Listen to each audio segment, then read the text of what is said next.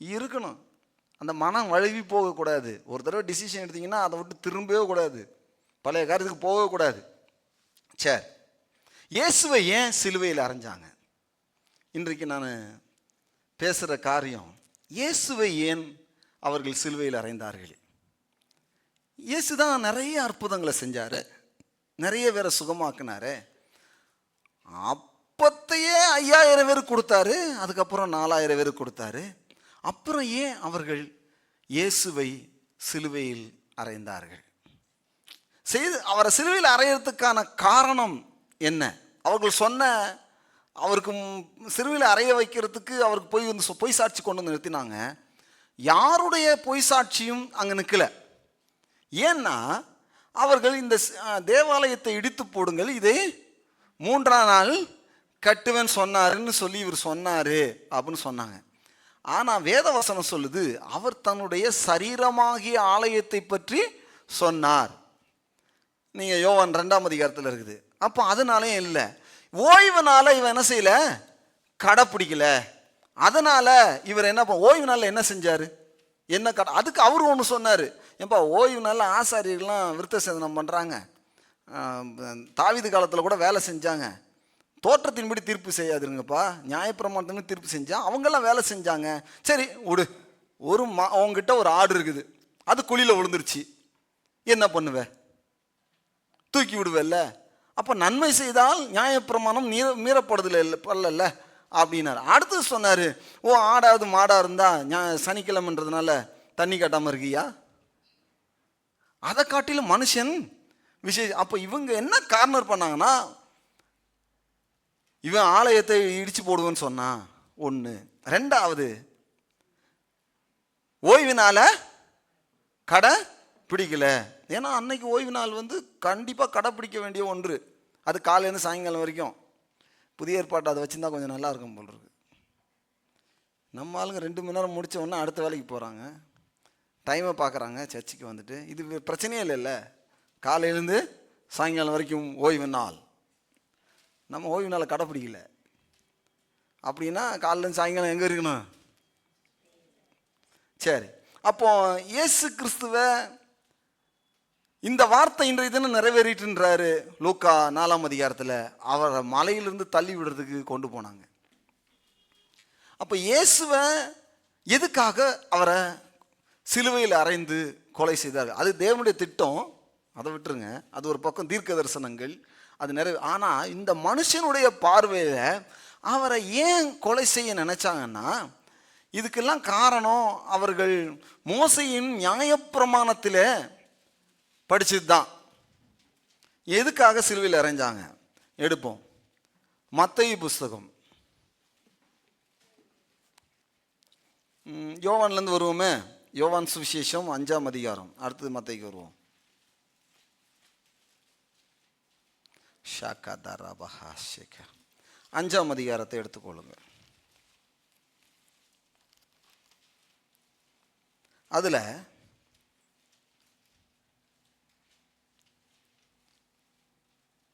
16ஆம் வசனத்திலிருந்து நான் வாசிக்கிறேன். இயேசு இவைகளை ஓய்வு நாளில் செய்தபடியால் யூதர்கள் அவரை துன்பப்படுத்தி அவரை கொலை செய்ய வகை தேடினார்கள். இந்த 38 வருஷமாக இருக்கிற அந்த மனுஷனை ஓய்வு நாளில் இயேசு சுகமாக்கிட்டார். அடுத்தது, இயேசு அவர்களை நோக்கி, என் பிதா கிரியை செய்து வருகிறார், நானும் கிரியை செய்து வருகிறேன் அப்படின்னாரு. இப்போ என்ன சொல்லிட்டாரு? ஓய்வுனால சுகமாக்கிட்டாரு. 2வது, என் பிதா கிரியை செய்து வருகிறார், நானும் கிரியை செய்து வருகிறேன். ஒன்று மறுபடியும் அவரை கொல்றதுக்கு கல் எடுக்கிறாங்க. ஏன்னா அவர் ஓய்வு நாள் கட்டளையை மீறினதும் அல்லாமல் தேவனை தம்முடைய சொந்த பிதா என்று சொல்லி தம்மை தேவனுக்கு சமமாக்கினபடியினாலே யூதர்கள் அவரை கொலை செய்யும்படி அதிகமாக வகை தேடினார்கள்.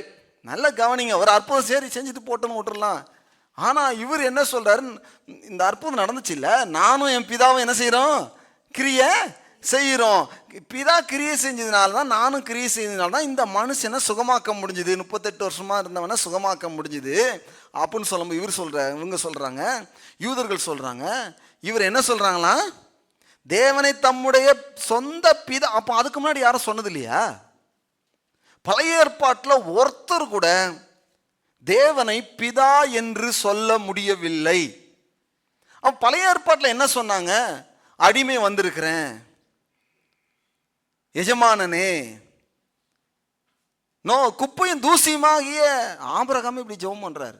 இந்த ஜெபத்தை தான் நிறைய பேர் ஃபாலோ பண்றாங்க. நம்ம ஆபிரகாம் ஜெபத்தை ஃபாலோ பண்றது இல்லை, நம்ம இயேசு கிறிஸ்து ஜெபத்தை ஃபாலோ பண்றோம்.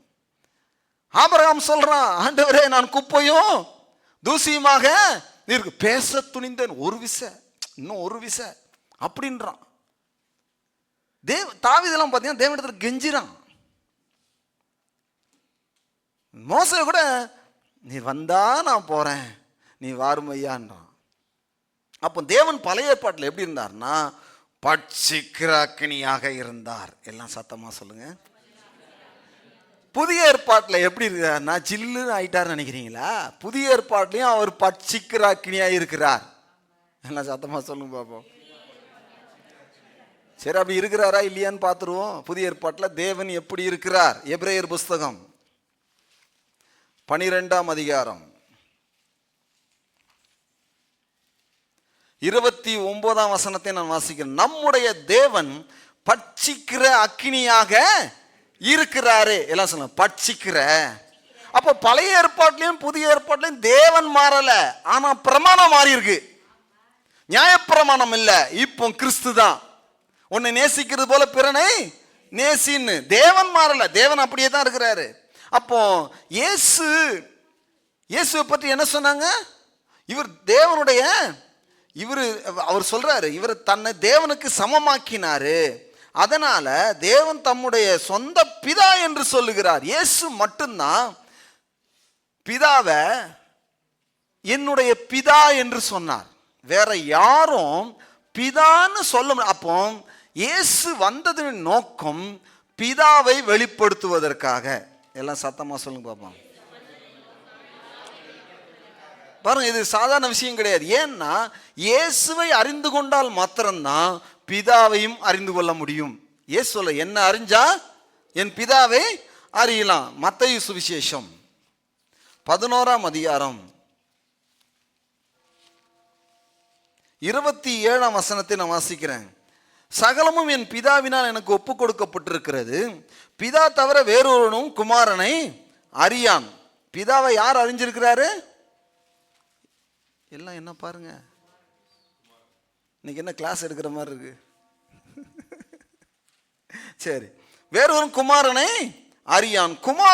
குமாரன் எவனுக்கு அவரை வெளிப்படுத்த சித்தமா இருக்கிறாரோ அவரும் தவிர வேறொருவனும் பிதாவை. அப்ப பிதாவை யார் அறிய வைக்கிறது? இப்ப இயேசுவை காணும் போது பிதாவை காண்கிறோம். இயேசு என்ன சொன்னாரு? என்னை கண்டவன் பிதாவை கண்டான். நாம் தேவனுடைய இயேசுவை தேவனுடைய குமாரன் என்று விசுவாசிக்கும் போது அவரை பிதா அனுப்பினார், அன்புள்ள தேவன் இருக்கிறார் என்பதை இயேசு வெளிப்படுத்தினார். சரிங்களா? அப்போ பிதாவை யார் வெளிப்படுத்துறது? இயேசு தான் வெளிப்படுத்துறார். யோவான் சுவிசேஷம் 1ஆம் அதிகாரம்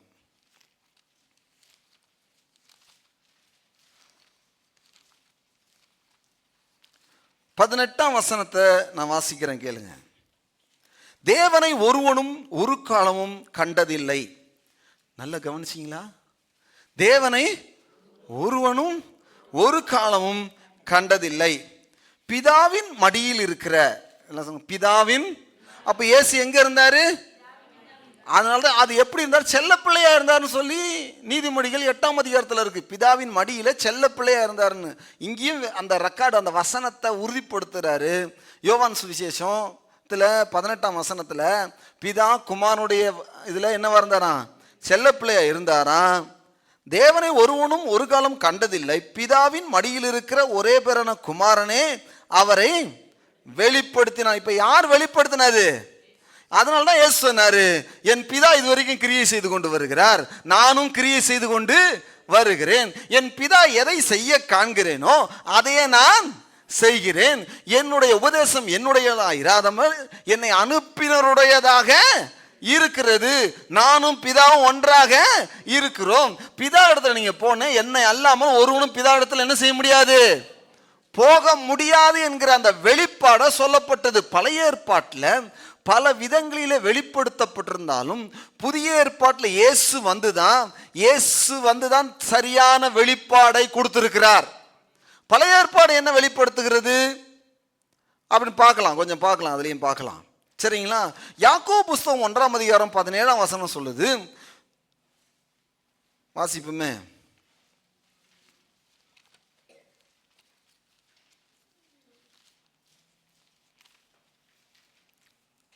நன்மையான எந்த ஈவும் பூரணமான எந்த வரமும் பரத்திலிருந்து ஜோதிகளின் பிதாவிடத்திலிருந்து இறங்கி வருகிறது.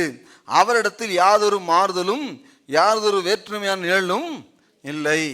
அப்போ தேவனிடத்திலிருந்து என்ன வருது? பிதாவிடத்திலிருந்து என்ன வருது? நன்மையான எந்த ஈவும் பிதாவிடத்திலிருந்து இறங்கி வருகிறது. அப்போ பழைய ஏற்பாடா இருக்கட்டும் புதிய ஏற்பாடா இருக்கட்டும், வருகிற எல்லா நன்மையும் பிதாவிடத்திலிருந்து இறங்கி வருகிறது. இன்றைக்கு இயேசு, ஒருவேளை நான் என்ன சொல்ல, பிதான்னா என்னன்னா அப்பான்னு அர்த்தம். எல்லாம் சொல்லுங்க பாப்பா. பாருங்க, ஒவ்வொருத்தரையும் ஒவ்வொரு ஆணையும் தேவன் எப்படி வச்சிருக்காருன்னா தகப்பனாக வைத்திருக்கிறார். அந்த தகப்பன் தேவன் எப்படி இருக்கார்? தகப்பனாக இருக்கார். அந்த தகப்பனை வெளிப்படுத்துகிறவர்களாக இங்க இருக்கிற தகப்பன்மார் நாங்க இருக்கிறோம். ஹலோ, இருக்கிறீங்களா? யாரை பிரதிபலிக்கிறேன்? நான் தேவனை பிரதிபலிக்கிறேன். ஊழியக்காரனை குறித்து சொல்லும் போது அநேக போதகர்கள் உங்களுக்கு இருக்கிறாங்க, ஆனால் அநேக தகப்பன்மார் உங்களுக்கு இல்லையே. அப்போ ஒவ்வொரு கணவனும் அல்லது ஒவ்வொரு பெற்றோரும் யாரை வெளிப்படுத்துகிறார்கள்? தேவனை வெளிப்படுத்து. ஆனால் அவர்கள் சில நேரங்களில் மாடலா இல்லை. குடிச்சிட்டு 11 மணிக்கு அடிக்கிறான் ஒய்ஃபை, பொய், மாய்மாலம், இதெல்லாம் தகப்பன்ட்ட இருக்கு. நல்ல மாடல் என்ன செய்யல, ஏன்னா அவன் சூஸ் பண்ண வழி தவறான வழி. அந்த நல்ல வழியை சூஸ் பண்ணாத போது குடும்பமும் அதே தவறான வழியில தான் போகும். முன்னாடி இன்ஜின் எதில் போதோ அதில் அந்த ட்ராக்கில் தான் பின்னாடி வர்ற பெட்டியும் போகும். அதனால தான் ஒரு தகப்பன் சரியானதை தெரிந்தெடுக்க வேண்டும், சரியானபடி வசனத்தை புரிந்து கொள்ள வேண்டும். சரியான தேவனை ஆராதித்தார்கள் என்றால் அந்த குடும்பம் சரியான ட்ராக்ல போகும். ஆலை இல்லாமல் ஒரு இன்ஜின் ஓடிச்சு, கிட்டத்தட்ட எத்தனையோ கிலோமீட்டர் நார்த் இந்தியாவில். பேப்பர்லாம் வந்துச்சு. இவர் வண்டியை ஆஃப் பண்ணிட்டு போயிட்டார். இன்ஜின் அந்த பள்ளமாக இருக்கிறதுனால கிட்டத்தட்ட 20 கிலோமீட்டர் ஓடி இருக்கு. அந்த இன்ஜின் ஓடும், ஆள் இல்லைன்னா நின்றோம். எல்லாம் சத்தமாக சொல்லுங்க. அதே தான் தேவன் உன்னுடைய குடும்பத்தில் இல்லைன்னா, தலைவன்கிட்ட இல்லைன்னா அது போய் எங்கா போய் நிற்கும். அதனால தான் தலைவர்கள், அதாவது தகப்பனா இருக்கிறவர்கள், தகப்பனா இருக்க போகிறவர்கள், ஒரு ஆண் எப்படி இருக்கணும்னு வேதம் சொல்லுதோ அப்படி அமைக்கப்பட்டிருந்தாதான் அந்த குடும்பம் நன்றாக இருக்கும். கொஞ்சம் விழிப்பா இருங்க. நான் சொல்கிறது உங்களுக்கு புரியாமல் இருக்கலாம் சில நேரங்களில். நான் இன்றைக்கி ஜெபம் பண்ணுறதுலாம் என்ன தெரியுங்களா, இப்போ கொஞ்ச நாளாக ஆண்டவரே எங்கள் சபைக்கு வர்றவங்க மனசை தரங்க ஆண்டவரே, அண்டர்ஸ்டாண்ட் பண்ணக்கூடிய ஒரு அண்டர்ஸ்டாண்டை கொடுங்க. இயேசு எவ்வளோ சொல்லியும் இவங்க 2 பேரும் சண்டை போட்டுருந்தாங்களாம். மார்க் 9:35 நீ பெரியவனா நான் அவர் சிலுவைக்கு போகிறேன்னு சொல்லிக்கிட்டு இருக்கிறாரு. அதை பற்றி பேசாமல் அவர் வந்தா நீ வலது பக்கத்தில் உட்காருறியா, இல்லை நான் வலது பக்கத்தில் உட்கார்ட்டா, இல்லை எனக்கு தான் அந்த இடம். இயேசு சொன்னதையே புரியலன்னு அர்த்தம். நான் என்ன சொல்கிறேன், சோறு சாப்பிட்றீங்களோ சாப்பிட்லையோ ஆண்டவர்கிட்ட கேளுங்க, ஆண்டவரே சோறை கேட்காதீங்க, முதல்ல எனக்கு என்ன பண்ணுங்க, ஞானத்தையும் தெளிவையும் அளிக்கிற ஆவியை எனக்கு தந்தரல வேண்டும் என்று கேளுங்க. தெளிந்த புத்தியை கொடுங்க, அண்டர்ஸ்டாண்டிங் ஸ்பிரிட்டை கொடுங்க. நான் உண்மை புரிந்து கொள்ளணும், உம்முடைய வார்த்தையை நீங்கள் புரிந்து கொள்ளணும், இந்த உலகத்தை புரிஞ்சு கொள்ளணும், எப்படி வாழணுன்றதை நான் புரிஞ்சு கொள்ளணும். ஏன்னா சில நேரங்களில் பார்க்கும்போது எனக்கு விளையாட்டாக தெரியுது, இதெல்லாம் அவங்க சீரியஸாக தான் பண்ணுறாங்களா இல்லை விளையாட்டுத்தனமாக நடக்கிறாங்களா பேசுகிறாங்களா? இல்லை நான் வேற ஏதாவது உலகத்தில் வந்துட்டேனா? இதை வேதத்தை வாசிக்க வாசிக்க வாசிக்க எனக்கு மற்றவங்க செய்கிற காரியங்கள்லாம் பைத்தியக்காரத்தனமாக இருக்கு. வாழ்க்கையுடைய நோக்கம் என்னன்னு தெரியுமா? உட்கார வச்சு இவங்க எல்லாரையும் பேசணும்னு நினச்சேன். வாழ்க்கையின் நோக்கம் வீடு வாங்குறதா, பிள்ளையை பார்க்குறதா, கல்யாணம் பண்ணுறதா? அதை படிச்சுக்கலாம். இப்போ நம்ம வரும் பிதாவுக்கு. என்ன வாச்சோம்? எல்லாம் பிதாவிடத்திலிருந்து இறங்கி. பழைய ஏற்பாட்டில் தேவன் ரொம்ப கோபமாக கடினமாக இருந்தாரோ அப்படின்னு பார்த்தீங்கன்னா, பழைய ஏற்பாட்டில் அவர் நல்லதாக இருந்தார். உபாகம புஸ்தகம் 14ஆம் அதிகாரம் 1ஆம் வசனம், நீங்கள் உங்கள் தேவனாய கர்த்தரின் பிள்ளைகள். பழைய ஏற்பாட்டிலேயே நீங்கள் யார் என்று சொல்லப்பட்டிருக்கிறது என்றால், நியாயப்பிரமாணத்துக்கு கீழே இருக்கிற மக்களுக்கே யாருன்னு சொல்லப்பட்டிருக்குன்னா, நீங்கள் உங்கள் தேவனாய கர்த்தரின் பிள்ளைகள். அப்போ நீங்கள் தேவனுடைய கர்த்தராகிய பிள்ளைகள் என்றால் தேவன் யார்? அப்பா. நீ தான் என் பிள்ளை அப்படின்னா நான் யாரு? நீங்க பிள்ளை, நான் யார்? அப்பா. அப்பா. அவர் சொல்றாரு நீங்கள்லாம் என்னுடைய பிள்ளைங்கப்பா அப்படின்ட்டார். அப்படின்னா அவர் தான் என்ன செய்யுது? இன்னொரு இடத்துல போட்டிருக்குது என்னன்னா, திக்கற்றவர்களுக்கும் அனாதைகளுக்கும் தேவன் தகப்பனாக இருக்கிறாராம். அவர் பழைய ஏற்பாட்டில் பல வசனங்கள் இருக்குது. 2 வசனம் சொல்லியிருக்கிறேன் இப்போ, தகப்பன் என்று. ஆனால் யாருமே அவரை தகப்பனா பார்க்க முடியல. ஏன்னா தகப்பனா கிட்ட போக முடியல. ஏன்னா இவர்கள் விழுந்து போன சுபாவத்தில் இருந்தாங்க. ஆதாமுடைய நீதியினால தேவன்கிட்ட போகவே முடியல அவர்கள். ஆனால் நீங்களும் நானும் இன்னைக்கு அப்பான்னு சொல்லி கிட்ட போகலாம். ஏன்னா இயேசுடைய நீதி நம்ம மேல இருக்குது. இயேசுவே நமக்கு நீதி ஆனார். சரி, ரைட், ஓகே. இன்னும் ஒரு வசனத்தையும் நான் சொல்றேன். அந்த திக்கற்ற பிள்ளைகளுக்கு தகப்பனாரான் இருக்கு இல்லையா, அந்த வசனத்தை சொல்றதுக்கு முன்னாடி இந்த 14ஆம் அதிகாரத்தில் 1ஆம் வசனத்தில் இவர் இஸ்ரவேல் ஜனங்களுக்கு என்ன சொன்னார் பாருங்க. நீங்க பிள்ளைங்க, அதனால என்ன செய்யக்கூடாதுன்னா, செத்தவனுக்காக கீறி கொள்ளாமலும், ஐயோ செத்து போயிட்டான் அப்படின்னு கையை கீறிக்குவாங்க. பார்த்துக்கிங்க, மண்டையை போட்டு அடிப்பாங்க, என்ன செய்யறதுன்னு தெரியாம. பழைய ஏற்பாட்டில் புதிய ஏற்பாட்டில் அழக்கூடாதுன்னு இருக்கு. செத்தவனுக்காக என்ன பண்ணுமா? கீறி கொள்ளாமலும், உங்கள் கண்களுக்கு இடையே சவரம் பண்ணாமலும் என்ன செய்யக்கூடாதான்? இங்க சிறைக்க கூடாதான்.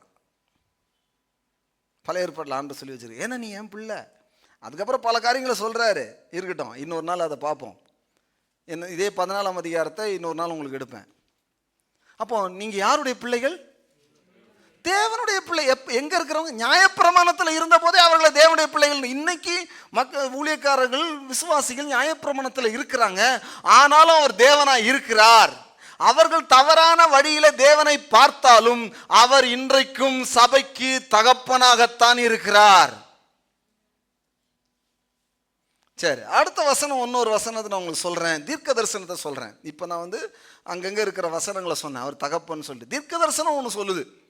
தீர்க்க தரிசனமும் என்ன சொல்லுது? ஓசியாவின் புஸ்தகம் 1ஆம் அதிகாரம் 10ஆம் வசனம்.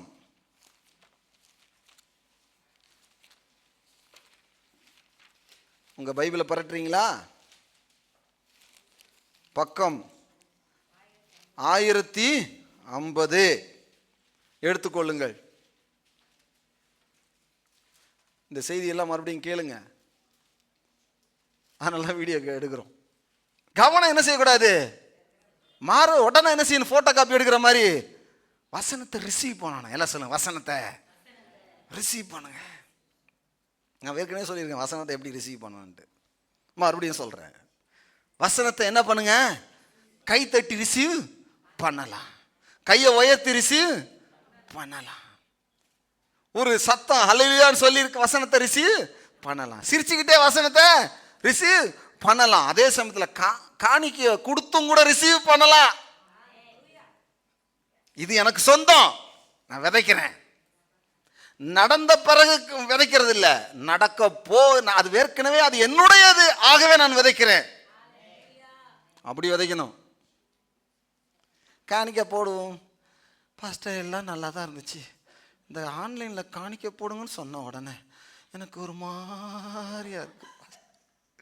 இல்லைங்க. எங்க தேவனுடைய வசனத்தை கேட்குறீங்களோ ஆவிக்குரிய நன்மை விதைக்கப்படும் போது சரீர பிரகாரமான என்ன பண்ணணும்? விதைக்க.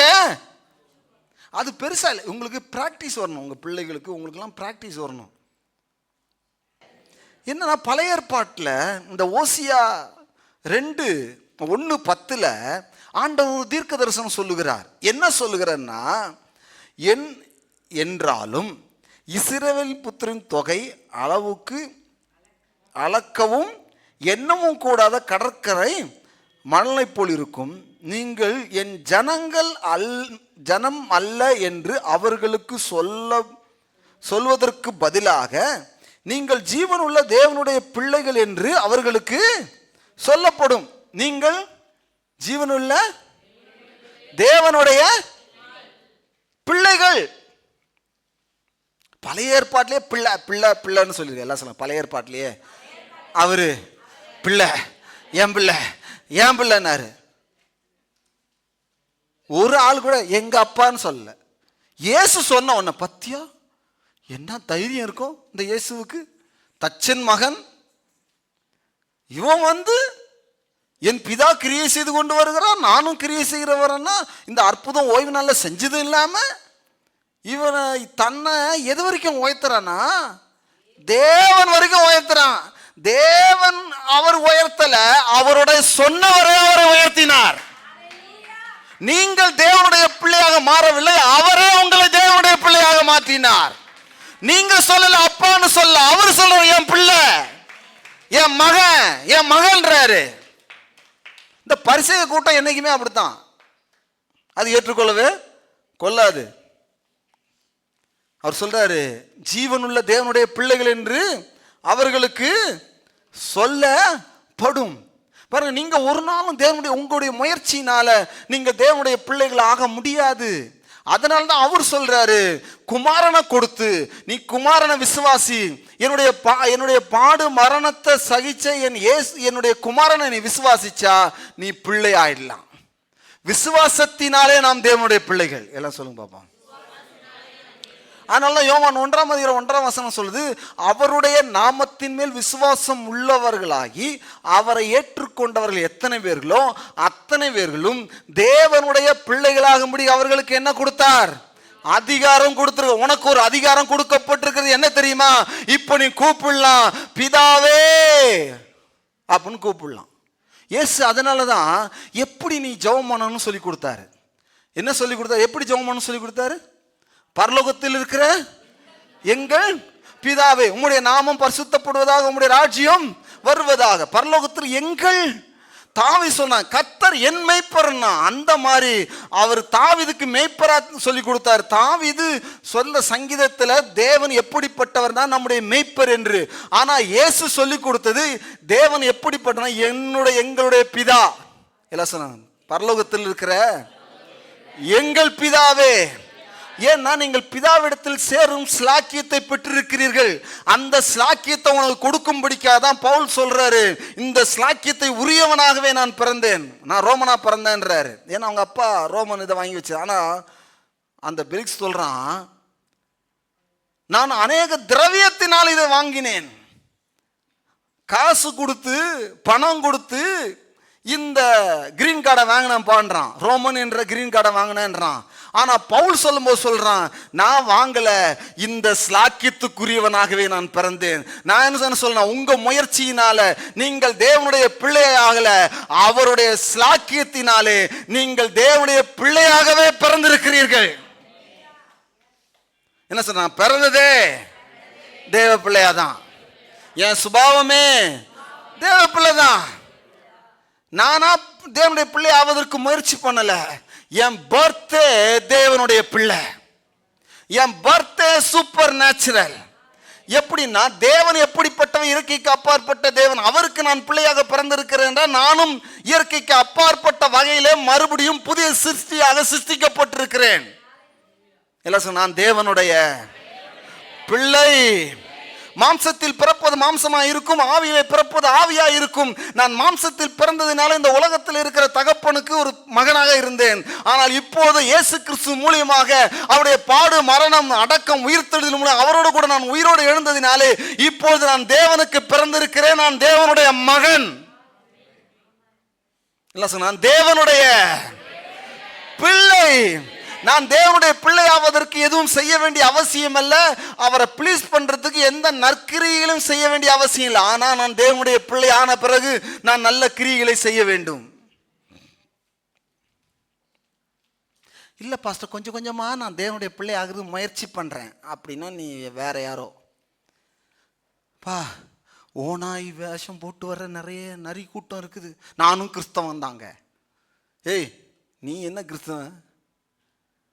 வெள்ளை சட்டை போட்டா கிறிஸ்தவனா? ஒரு சிலுவையை கழுத்தில் மாட்டிட்டா கிறிஸ்தவனா? பைபிளை தூக்கிட்டு போனா கிறிஸ்தவனா? அது இல்லை. நீ பிறந்திருக்கிறியா? இயேசு என்ன சொன்னாரு? மறுபடியும் நீ பிறந்திருக்கிறையா? நீ இஸ்ரவேலுக்கு போதகனா இருந்து கூட உனக்கு தெரியல. ஒருவேளை அவர்கள் இஸ்ரவேலுக்கு போதகனா இருந்தா கூட அவர்கள் மறுபடியும் பிறக்கவில்லை என்றால் அவன் செத்து போன மனிதன் தான். பாவ மனிதனாக தான் இருக்கிறான். ஆதாமின் சுபாவத்தினால் தான் இருக்கிறான். அதனால தான் நீங்களும் நானும் மறுபடியும் பிறந்திருப்பதினால மறுபடியும் பிறந்தவருடைய செய்தியை நம்ம கேட்கணுமே தவிர, மறுபடியும் பிறக்காம ஆதாமின் சுபாவத்தில் செத்து போன நபர்களுடைய செய்தியை நீங்கள் கேட்டீர்கள் என்றால் அது அங்கே இருக்கும். ஏன் பாரம்பரியத்தை விட்டு வெளியே வாங்கன்னு சொல்றேன்? மறுபடியும் பாரம்பரியத்தில், பாரம்பரியம் இருக்கிற வரைக்கும் உங்க கண்ணு திறக்கவே படாது.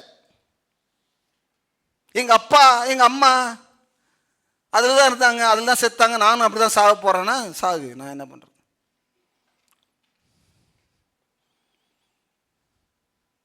அவர் பாரம்பரியத்தை விட்டு வெளியே வர சொல்றாரு.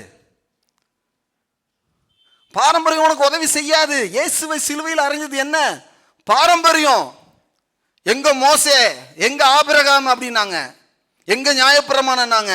அந்த பாரம்பரியம் தான் சிலுவையில் அறைஞ்சது. அதே போல இன்றைக்கு நிறைய பாரம்பரிய சபைகள் இருக்கிறது. சம்பளத்துக்கு வேலை செய்கிற நிறைய போதகர்கள் இருக்கிறார்கள். அப்படிப்பட்டவர்களுடைய செய்தியை நீங்க கேட்டீங்கன்னா, பில்டிங்கை பார்த்து, ஒருவேளை ஏசியை பார்த்து, இல்லை பெரிய சபைங்க செத்தா கல்லறை கிடைக்குங்க அப்படின்னா கல்லறை கிடைக்கும். ஏன்னா உன் நோக்கமே சாகிறது தானே. உனக்கு கல்லறை கிடைச்சிடும். ஆனால் பரலோகம் கிடைக்குமான்றது சந்தேகம். நான் என்ன சொல்கிறேன்னு வழங்குதா? சூடாக பேசுகிறேன்னு திட்டுறணும் இல்லை.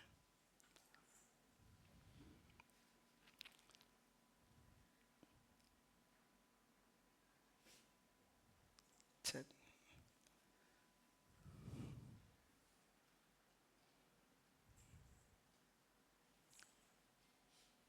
சீரியஸ். என்னது கிறிஸ்துவ வாழ்க்கையில் என்னது? சீரியஸாக இருக்கணும். யாருடைய செய்தியை கேட்குறோம்? நல்ல செய்தி கொடுத்தாருங்க அப்படியா? சரி சரி. அவர் லைஃப் என்னன்னு தெரியுமா? தான் ஒய்ஃபோட ஒழுங்காக உண்மையாக இருக்கிறாரா? தான் பிள்ளைகளை நல்லா நடத்தி இருக்கிறாரா? அப்படிப்பட்டவருடைய செய்தியை கேளுங்க. இருக்கிறதே இருந்துக்கிட்டு வேற எங்கேயோ இருந்துக்கிட்டு செய்தியை கேட்டிங்கன்னா ராஜ்யத்துக்கு வெளியே இருப்பார் அவர். ராஜ்யத்துக்குள்ள வெளியே நம்மை பின்பற்றாதவனும் பிசாசுகளை துரத்தணும். மேனுவலா எப்படி ஒருத்தர் இன்ஜினியருக்கு படிக்கிறாரோ அதே போல பைபிள் காலேஜ் படிக்கிறவங்களும் இருக்கிறாங்க. அதனால அவர்கள் தேவனால் அழைக்கப்பட்டவர்கள் என்று சொல்ல முடியாது. எல்லாரையும் நான் சொல்லலை.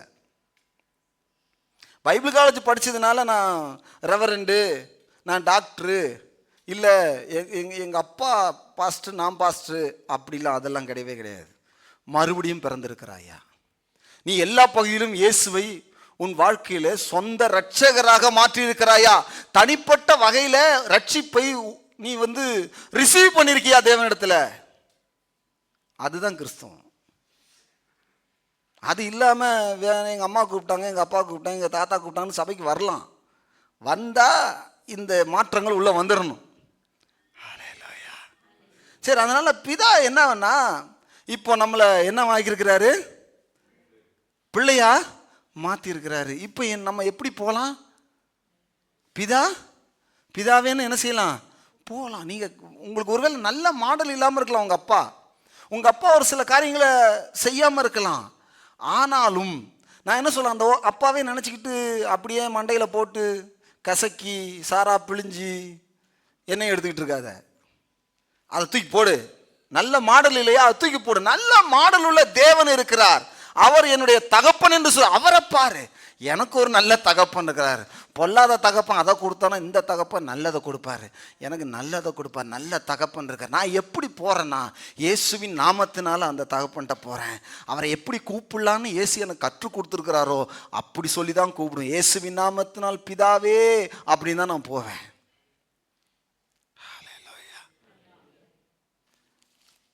2 கொரிந்தியர் புஸ்தகம் 6ஆம் அதிகாரம் 18ஆம் வசனம். அப்பொழுது நான் உங்களை ஏற்றுக்கொண்டு, அதுக்கு முன்பகுதி என்ன, நீங்கள் பேலியாளின் பிள்ளைகளாக இருக்கக்கூடாது, அவிசுவாசத்தில் உள்ளவங்களோட தொடர்பு உள்ளவர்களாக இருக்கக்கூடாது, நீங்கள் ஒரு தேவனுடைய ஆலயமாக இருக்கிறதுனால விக்கிரகத்தோடு தொடர்பு உள்ளவர்களாக இருக்கக்கூடாது. நல்ல கவனி. இதெல்லாம் அந்த மேல் 14 அப்படியே சொல்லிட்டு வந்து கீழே சொல்கிறாரு, நீங்கள் அதை விட்டு விலகி வாங்க. நீங்கள் அவர்களின் நடுவில் இருந்து புறப்பட்டு பிரிந்து போய் அசுத்தமானதை தொடாதிருங்கள் என்று கர்த்தர் சொல்லுகிறார். ஏன் அசுத்தமானதுக்குள்ள போகக்கூடாது? இந்த அசுத்தமான காரியம் எது? இருளில் இருக்கிறது, அவிசுவாசியோட பிணைஞ்சு இருக்கிறது, அநீதி உள்ளவர்களோட பிணைஞ்சு இருக்கிறது, இருளோட ஐக்கியமா இருக்கிறது. பேலியாள்லாம் மோசமான ஜனங்க. கெட்ட வார்த்தை பேசுறான்னு தெரியும், அவன் பக்கத்தில் உட்காந்து ஆமா நல்லா தான் அப்படின்னு கூடாது.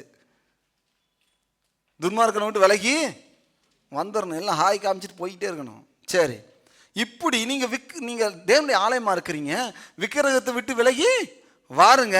ஏன்னா நீங்கள் அவர்கள் நடுவில் இருந்து புறப்பட்டு பிரிந்து போய் அசுத்தமானது அதெல்லாம் அசுத்தமானது என்று கர்த்தர் சொல்லுகிறார். கர்த்தர் என்ன சொல்றாருன்னா, ஏன் நீ அவங்கள விட்டு விலகி வரணும்னா, அப்பொழுது நான் உங்களை ஏற்றுக்கொண்டு உங்களுக்கு பிதாவா இருப்பேன், நீங்கள் எனக்கு குமாரரும் குமாரத்திகளுமா இருப்பீர்கள் என்று சர்வ வல்லமையுள்ள கர்த்தர் சொல்லுகிறார். அவர் சொல்றார், நீ என் குமாரர் என் குமாரத்தி, அதனால நீ ஒரு தவறான இடத்துல இருக்கிறத நான் விரும்பல, பிசாசோடு இருக்கிறத நான் விரும்பல, அவிசுவாசியோடு இருக்கிறத நான் விரும்பல. தேவன் என்ன சொல்றாருன்னா, அது அசுத்தம். பழைய ஏற்பாட்டில் எது அசுத்தம் சொன்னாரு? பல்லியை தொட்டா தீட்டு, அசுத்தம், தீட்டு. செத்து போன ஆடையும் ஆடையை தொட்டா அசுத்தம். அதே மாதிரி நிறைய காரியம் இருக்கு. பழைய ஏற்பாட்டில் நிறைய மிருகங்களை மனுஷன் என்ன செய்யக்கூடாது, சாப்பிடக்கூடாது, தொடக்கூடாது. செத்து போனால் வேற ஏதாவது குச்சி வச்சு தள்ளி போடணும், போட்டு வந்து குளிக்கணுமா. வவ்வால், காடை, கவுதாரியெல்லாம் சாப்பிடக்கூடாதுன்றாரு. கவுதாரியில் கருடன், அதெல்லாம் தீட்டுன்னு சொல்ற. அந்த மாதிரி என்ன சொல்றாருன்னா, அதை போல அன்றைக்கு அந்த ஒழுக்கம் இல்லாத அசுத்தமான மிருகங்கள், பல்லி வகைகள், இவைகள் எல்லாம் அசுத்தம்னு சொன்னார். ஆனால் இன்னைக்கு என்ன அசுத்தம்னு சொல்றாருன்னா, நீ அவிசுவாசியோட இருந்தா அது அசுத்தம், நீ அநீதியோட இருந்தா அது அசுத்தம், நீ பேலியாளின் பிள்ளைகளோட இருந்தா அது அசுத்தம், நீ விக்கிரக கோயிலுக்கு போனா நீ அசுத்தமானவன்றார். நீ அதெல்லாம் போகாத, அதை விட்டு பிரிஞ்சு வா. ஏன்னா நான் என்ன சொல்றேன்னா, உங்களை ஏற்றுக்கொண்டு உங்களுக்கு பிதாவா இருப்பேன், நீங்கள் எனக்கு குமாரன் குமாரத்திக்குமா இருப்பீர்கள் என்று சர்வவல்லமையுள்ள கர்த்தர் சொல். என் பிள்ளை நீ அதோட இருக்கிறத நான் விரும்பல, அதை விட்டு வெளியே நீ தான் வரணும். கர்த்தாவே என்னை இழுத்து கொள்ளும், என்னை தூக்கி போட மாட்டாரு. உனக்கு உள்ள ஃபுல்லா ஆசை, உலகம், விக்கிரக ஆராதனை, பாவம். அவர் சொல்றாரு, உன்னை வேர்க்கிற விடுதலை ஆக்கிட்டேன், நீ புதிய சிருஷ்டி, அதுல இருந்து மனம் திரும்பணும். ஒருத்தர் சொல்றாரு, நான் சொன்னேன் இயேசு விசுவாசிங்க, இந்த குடியெல்லாம் விட்டுருங்க. இல்லை, நான் பாட்டிலை வாங்கி திறந்து, எங்கள் சித்தப்பா சொன்னார், திறந்து நான் குடிக்கும் போது இயேசு அப்படியே டப்புன்னு என் கையை பிடிச்சி பாட்டிலை பிடிச்சி வாங்கி என் தலையை திருப்பி என்னை சர்ச்சுக்கு நடத்தினா சர்ச்சுக்கு வரேன்னார். வந்தார் எங்க கல்லறை தோட்டத்துக்கு, செத்தே போயிட்டார். அப்படிலாம் ஏன் செய்ய மாட்டார், சொல்லுவார், நீ என் பிள்ளை, அதை விட்டு வெளியே வா. வெளியே வான்னு சொன்னா உடனே வெளியே வரக்கூடிய பலனை அவர்கிட்ட கேட்கணும். வெளியே வரக்கூடிய உதவி அவர்கிட்ட கேட்கணும். அது அவர் செய்வார். ஆனால் அங்கேயே இருந்துக்கிட்டு அவர் சொல்கிறார், இங்கே சிலர் பிள்ளைங்க வந்தால் இப்படி கையை காட்டினா என்ன செய்யும்? அங்கேருந்து கையை தூக்கிட்டு ஓடிடும். அங்கே நின்றுட்டே சிலது இப்படின்னும். நீ அங்கே நின்றுட்டே இப்படின்னு, நானும் இங்கே நின்றுட்டே இப்படின்னு. அப்படி இல்லை, சில பிள்ளை இப்படி தான் விசுவாசிகள் இருக்கிறாங்க. அவர் சொல்றாரு, நான் அசைய மாட்டேன், நான் மாறாதவர், நான் இங்கிருந்து வா, அங்கிருந்து வந்துருன்னு கூப்பிடுறேன், வந்துரு, நான் நீ வந்தா உன்னை ஏற்றுக்கொள்வேன் என் பிள்ளை. நீ நம்ம நினைக்க நான் அங்கே நிற்பேன், அவர் என்ன தூக்குவார். கண்டிப்பா தூக்க மாட்டார். சின்ன குழந்தை எவ்வளோ சிலங்களை நம்மளை வேலை வாங்குறதுக்கு கில்லாடிங்க. அதனால தான் நீங்கள் அதோட கில்லாடியா இருக்கணுன்ற. ஹல்லேலூயா. பிள்ளைங்களுடைய பேச்சை நீங்கள் கேட்கக்கூடாது, உங்கள் பேச்சு தான் பிள்ளைங்க கேட்கணும். ஏய், அங்கேருந்து இங்கே வந்தால் தான் அவனை தூக்கு. சில பிள்ளைகள் அப்படி இல்லை, நான் வருவேன், என் பசங்க அப்படியே ஓடி வருவானுங்க, அப்படி ஜம்ப் பண்ணுவானுங்க மேலே. அந்த மாதிரி இருக்கணும். அதெல்லாம் வேண்டாம், சி அதெல்லாம் வேண்டாம், ஏசப்பா நீங்கள் தான். அவர் சொல்றாரு, நீ தான் பாயாம் பிள்ளை. அது இன்பமாக இருக்கு, அது எனக்கு கொஞ்சம் அப்படியே இருக்கு, என் சூழ்நிலை அப்படி, நான் அங்கே தான் இருப்பேன். மகளே நீ அங்கேயே இரு, இங்கே வர வேண்டாம். அப்புறம் கடைசியில் நீ அங்கேயும் வர முடியாது. நீ அங்கேயே இருந்தா அநியாயக்காரர்கள் தேவனுடைய ராஜ்யத்தை சுதந்தரிப்பதில்லை என்று நீங்கள் அறியீர்களா? அப்புறம் அங்கங்க எப்படி வர்றது? அங்கே நீங்க சொல்லுங்க, சொல்றதெல்லாம் சொல்லுங்க ஆண்டவரே, நான் கேட்டுக்கிறேன். ஆனாலும் என் பிள்ளையா இருந்தா நீ அங்கிருந்து வெளியே வந்துடணும். நான் உன்னை நேசிக்கிறேன், நான் உன் தகப்பனா இருக்கிறேன். நீ அநியாயக்காரனோட இருக்கிறது என்னுடைய விருப்பம் இல்லை, நீ அநீதி உள்ளக்காரனோட இருக்கிறது விருப்பம் இல்லை, அவிசுவாசியோட பிணைந்து இருக்கிறது விருப்பம் இல்லை, விக்கிரகத்தோட பிணைஞ்சிருப்பது என்னுடைய விருப்பம் இல்லை. என்னுடைய விருப்பம்லாம் நீ என்னோடு இருப்பதுதான் என்னுடைய விருப்பம். இன்னும் ஒரு வசனம் சொல்றேன், எனக்கு ரொம்ப பிடிச்ச வசனம், அதனால தான் இதை கடைசியில் வச்சிருந்தேன். உங்களுக்கு கூட ரொம்ப பிடிக்கும் இந்த வசனம்லாம். லூக்காவின் புஸ்தகம், இந்த மாதிரி ரகசியமான வசனம்லாம் வச்சிருப்பேன். ஹல்பரா சக்கத்தரா. லூக்கா 6ஆம் அதிகாரத்தை எடுத்துக்கொள்ளுங்க. சரி, 6:35 வாசிக்கிறேன். உங்கள் சத்துருக்களை சிநேகியுங்கள், நன்மை செய்யுங்கள், கைமாறு கருதாமல் கடன் கொடுங்கள், அப்பொழுது உங்கள் பலன் மிகுதியாக இருக்கும், உன்னதமானவருக்கு நீங்கள் பிள்ளைகளாக இருப்பீர்கள். ஹலோ, இருக்கிறீங்களா? அப்போ உன்னதமானுடைய பிள்ளைகள்ன்ற குவாலிட்டி என்னது? சத்துருக்களை அவன் ஒரு அடி அடிச்சுட்டான் பாஸ்டர், அவனை 2 அடி அடிக்காம வரமாட்டான் பாஸ்டர் அப்படின்னா நீ யார் பிள்ளை? இல்லை, உன்னதமானுடைய பிள்ளைய இல்லை, சுபாவம் இல்லை. என்னை திட்டிட்டல, நான் உன்னை திட்டாம விட மாட்டேன். என்னை திட்டிட்டியா, இன்னைக்கு பார் சமையல் என்ன நான் பண்றேன் பார், எப்படி நீ சாப்பிட்றன்னு பார்ப்போம். சோறு பொங்குவனா? அவர் சொல்றாரு, உங்கள் சத்துருக்களை, கோபமா இருக்கிறீங்களா யார் மேலேயாவது? அவர் சொல்ல சிநேகியுங்கள். சிநேகிக்கிறதோட பரவாயில்ல, சரி ஆண்டவரே நான் சிநேகிச்சிடுறேன் ஆண்டவரே, அப்புறம் நன்மை செய்யுங்க. அதுதானே என்னால் முடியாது, அது எப்படி செய்யறது? அவர் சொல்றாரு, நீ ஏன் பிள்ளைம்மா, நான் சத்ருவை சிநேகிச்சேன், நல்லோர் மேலும் தீயோர் மேலும் மழையை பெய்ய பண்ணுகிற தேவன். அவனை என்ன அப்பான்னு கூப்பிட்டாலும் சரி கூப்பிடலாலும் சரி அவனுக்கு நான் உதவி செய்கிற தேவன். அவன் கூப்பிடாத போதே பாவிகளாய் இருக்கையில் கிறிஸ்து நமக்காக மரித்ததினாலே தமது அன்பை விளங்க பண்ணினார். அவன் அக்கிரமக்காரனாய் இருக்கும் போதே அவனுக்காக இயேசுவை சிலுவையிலே கொடுத்தார் பிதா. அப்படின்னா நீங்க என்ன செய்ய முடியும்? சத்துருக்களை சிநேகிக்க முடியும், சத்துருக்களுக்கு நன்மை செய்ய முடியும். அப்புறம் போடுற கைமாறு கருதாமல், நான் கொடுத்தா எவ்வளோ வட்டி தருவேன் அப்படின்னு கேட்க மாட்டாங்களாம். கொடுத்தா கடன் என்ன தெரியுமா, திருப்பி கேட்கக்கூடாது. வாங்குற இடத்துல இருந்தீங்கன்னா அதுக்கு பணம் வரக்கூடிய சோர்ஸை கண்டுபிடிங்க, அதுக்கான தேவனை தேடுங்க, அந்த இடத்துக்கு வந்துடணும். எல்லா நாளும் மாசத்துல போய் ஒரு 1000 ரூபா கொடுங்களேன், இல்லை ஒரு 5000 கொடுங்களேன், அப்புறம் மாதம் அது 1000 ரூபாயா கொடுக்குறது, அப்படி இருக்கவே கூடாது. எல்லாம் சொல்லுங்க, ஆண்டவர்கிட்ட கேளுங்க, ஆண்டவரே இந்த பணம் வர்றதுக்கு என்ன செய்யணும்? அவர் சூப்பராக சொல்லி கொடுப்பாரு. அவர்கிட்ட வந்து கேட்டாங்க, ஆண்டவரே என்ன செய்யலாம், இந்த ஆள் வேற ரொம்ப வரி கேட்டுக்கிட்டு இருக்கிறான், என்கிட்டையும் கேட்குறான் உங்ககிட்டையும் கேட்குறான், என்ன செய்யலாம்? பேதுரு தூண்டி எடுத்துகிட்டு நேராக கடலுக்கு போ, தூண்டியை போடு. இல்லை ஆண்டவரே எனக்கு வலை போட்டு தான் பழக்கம், தூண்டி போட்டு பழக்கம் இல்லையே. பரவாயில்ல, இதை ட்ரை பண்ணோம். முதல்ல மீனை பிடி. சும்மா மீனை பிடிச்சிக்கிட்டே இருக்காத, 10 மீனை பிடிச்சி வச்சுக்கிட்டு இருக்கு, டைம் வேஸ்ட் பண்ணிகிட்டு இருக்காது. முதல் மீனை பிடி. இல்லை பாஸ்டர் நான் அங்கே போனேன் இங்கே போனேன் எங்கே, அதெல்லாம் கிடையாது. ஸ்ட்ரைட்டாக நமக்கு தேவையான இடத்துக்கு போயிடணும். முதல் மீனை பிடி. அப்புறம் என்ன செய்யணும், வாயை திறந்து பாரு. அப்புறம் என்ன பண்ணணும், அதுக்குள்ளே ஒரு வெளி பணம் இருக்கும். அந்த மீன் அதை எடுத்து கடைக்கு போகலான்னு வச்சுருந்துச்சு, அப்படி தானே? வெளிப்பணத்தை மீன் சாப்பிட முடியுமா? சாப்பிட முடியாது. அதனால ஏதாவது பிரயோஜனமா? கிடையாது. இவர் சொல்லிட்டாரு, இவன் வருவான், நீ சீக்கிரம் அதை வச்சுட்டு வாயில் வச்சுட்டு உட்காந்துரு, யாரையும் சாப்பிட விடாத, முதல்ல நீ வந்து சாப்பிடணும், தூண்டியில் மாட்டணும் அப்படின்ட்டாரு. அதுக்கு நான் ஆளை வச்சிருக்கிறாரு. நான் என்ன சொல்ல, உங்கள் தேவைக்கு ஆளை வச்சிருக்கிறாருன்றேன். அதனால தான் நீங்கள் தேவனை தேடணுன்றேன். கேட்குறதுக்கு இனிமேல் நான் பிரசங்கம் பண்ணல, இது உண்மையாக நடக்கிறத சொல்கிறேன். நான் அவர் சொல்கிறாரு, கடன் கொடுங்க, உங்கள் பலன் மிகுதியாக இருக்கும். வட்டி கொடுக்காதீங்க, வட்டி கொடுப்பு தேவ சித்தம் இல்லை. வட்டி வேணால் நீங்கள் வாங்கிக்கிடுங்க, பேங்க்கில் போடுங்க, வட்டி கொடுத்தா வாங்கிக்கிடுங்க. ஆனால் நீங்கள் யாருக்கும் வட்டிக்கு கொடுக்காதீங்க. சரி, உங்கள் பலன் மிகுதியாக இருக்கும், உன்னதமானவருக்கு நீங்கள் பிள்ளைகளாக இருப்பீர்கள். அவர் நன்றி அறிவதில்லாதவர்களுக்கும் துரோகிகளுக்கும் நன்மை செய்கிறாரே. யாருக்கு நன்மை செஞ்சாரு? நன்றியே தெரியாது, நன்றி கட்டவன்றாங்கல்ல, அவங்களுக்கு கூட தொடர்ந்து நம்ம நன்மை செஞ்சுக்கிட்டே இருக்கோம்.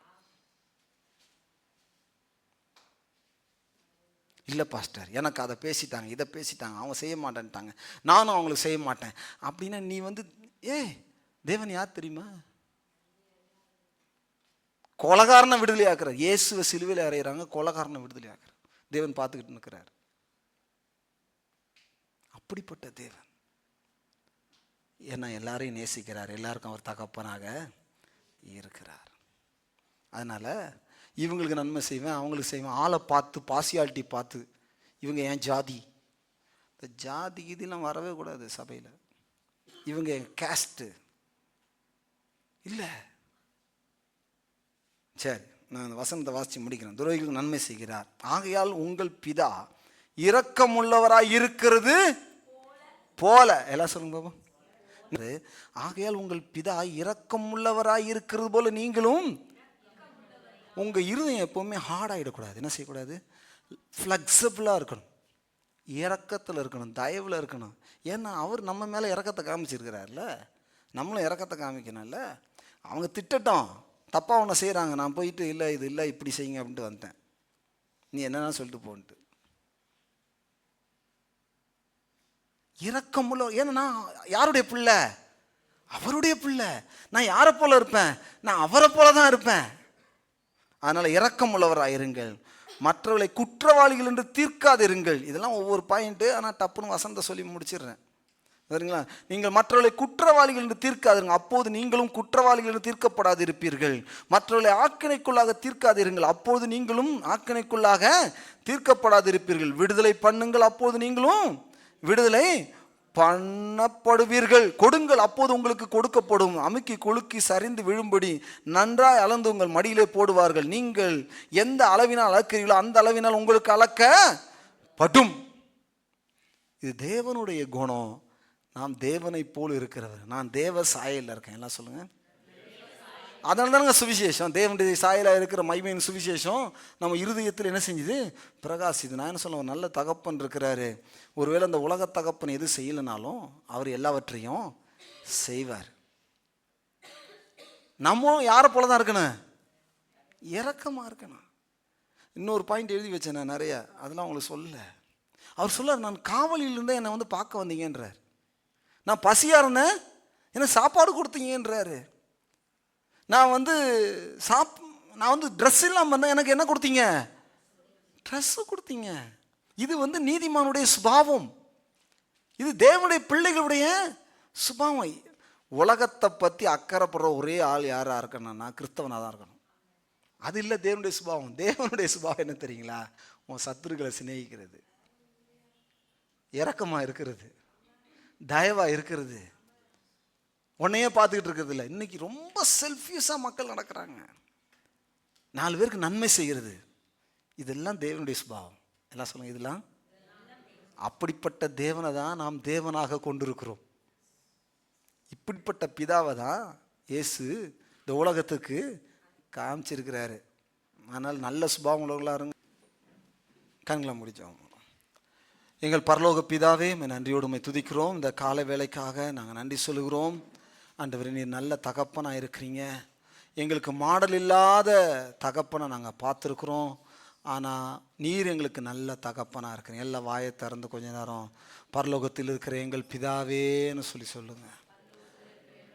என்னுடைய பிதாவாக இருக்கிறவரே, இயேசுவின் நாமத்தினால் உம்முடைய சமூகத்திற்கு நான் வருகிறேன். பரலோகத்தில் இருக்கிற எங்கள் பிதாவே, எனக்கு ஒரு தகப்பன் இருக்கிறார். அவர் என்னை போஷிக்கிறார்.